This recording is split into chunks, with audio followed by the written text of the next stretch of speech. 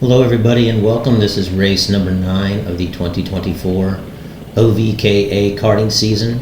I'm racing LO206 Legends class in this race. I qualified second. This is one day after race 8. It was a doubleheader weekend. I think the day prior I finished second place racing the 1CX configuration, and this is the BX configuration. It's the shorter track, but we're still cutting out turn 2. So I qualified second. I was probably about 3 or 4 tenths off of the number 16, but still not too bad. I think it was maybe 1 or 2 tenths ahead of the second or the third and fourth place drivers. So I had some stiff competition, right on my bumper.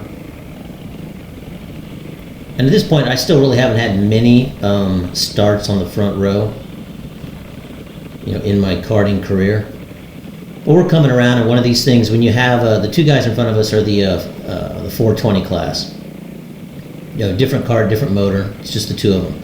Because there was only 2 of them. They were going to run us at the same time, and their lap times are faster than us. So if they started off the front, we probably would not catch them. It's an 8-lap race, but the thing is, we know if they're going, then we're going to get the green. They really don't have a choice. So I take off, and I take off halfway decent. The 16, he gets under me. I don't go off. I do go off the track a little. The 318 comes out a little wide, and I drive off the edge of the track. Now, we're going to get some action up here. The 318 is next to me this whole way down here. But I'm not going to concede the spot because I know I can stay right there, and I'm going to be set up for the inside right here. So, as you can see, I didn't really dive bomb anybody or anything like that. I was just next to the 318 through most of that corner. And once we made that left, and I basically pulled up completely next to him, and I had the inside line for the next corner, as I already mentioned. But what ended up happening was, I think, the 318 had to get on the brakes pretty good because I don't think he thought I was going to try to stick it out in that position. But watching many of the other races, that's a typical move through that corner. And, I'm there to, try to do as well as I can. So I wasn't going to concede that corner since I was next to the other guy. And the 318 and I don't think probably either one of us has really been in that situation too many times where we're trying to go side by side into that corner. So I don't know if the 318 had to climb all the brakes really hard and what happened for sure, but the 64 behind him, I think, went off track. We're going to see him standing on the side up here. And, I didn't have a whole lot of drama this season, but there was a little bit of drama after this one. The 64 was upset. He thought that I dive bombed the 318, but you can clearly see that we were side by side. I did not dive bomb anybody. So he didn't think it was a respectful move or whatever, but it's a move I'd seen play out in the senior class and many of the other classes a few times by the guys winning the races. So, in my viewpoint, if I want to try to win some races, that's a move that I need to be able to tackle myself. So I stuck it out. It went well for me. Basically, I'm going to stop this after, this is the pre-final, and I'm going to finish second place. There's nobody really that close to me for the rest of this race. And it's just me driving around behind the leader, who again is generally about 3 tenths faster than me a lap. So he, his gap just gets bigger and bigger and bigger as the race goes on. But we're going to jump right into the final. And in the final, obviously, I'm going to start in P2 again, like I started that race.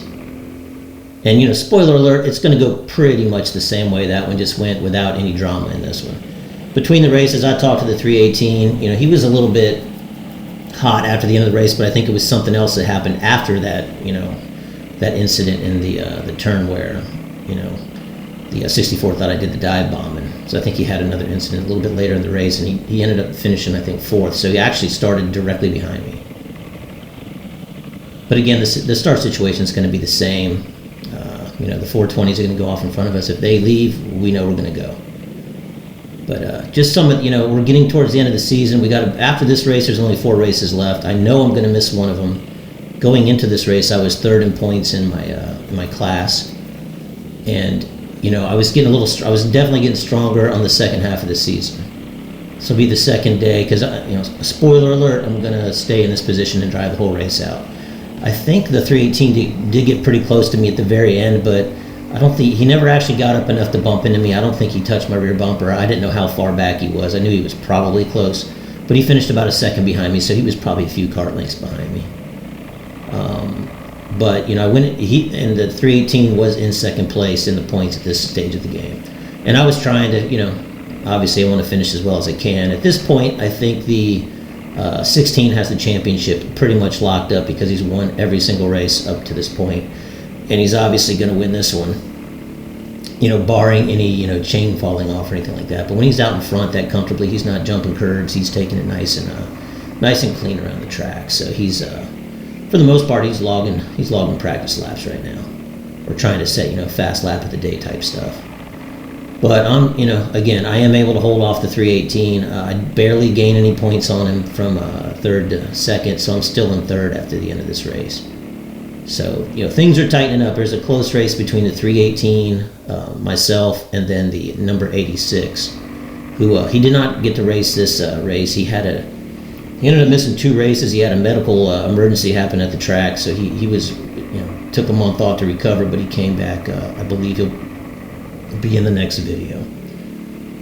So that is pretty much it. Stay tuned for the next one.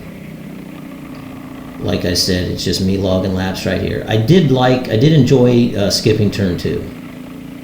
It's not that bad of a turn. I've gotten better at it, but I really liked going around turn 1, as you'll see down here. And if you've seen in some of my previous videos, when you come around this corner here, you usually have to hold it in farther and go to the left and then swerve back out to the right. But keeping it pretty flat open around that turn 1 just to go straight into the straightaway is fun. I liked it a little better than turn 2 being included. And all through here, I've gotten a lot better at this section here. I still would like to figure out how to try to close the gap on the 16. In the off season, you'll see it next year because I'm doing this video well after the season's over. But I did get a new go-kart for the next season. Went and got my motors done at Ghost Racing Motors, so I'm hoping to have some strong power plants under me and a new fast chassis. So that is it, everybody. Stay tuned. I can't remember if I do race 10 or not, but I know I skip one pretty soon. So I think I skip race 10. So see you at race 11.